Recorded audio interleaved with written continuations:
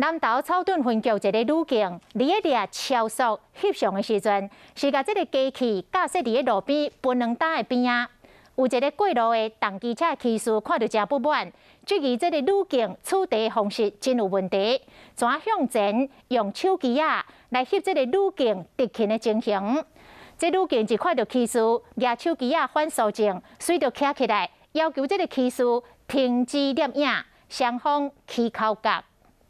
这项测速翕相的女警发现重机骑士摕手机甲翕，随徛起来。不好意思，我们在执行公务，你不能给我们拍。女警要求骑士莫翕，影片当中会使看到测速相机就放伫冰冷大边啊。骑士敢若认为女警的行为是偷翕，所以摕手机袂肃静。当时，女警对骑士讲，因来执行公务，要求骑士袂使翕。骑士随行登去重机，女警嘛甲对起哩，双方敢若哪行哪起口角。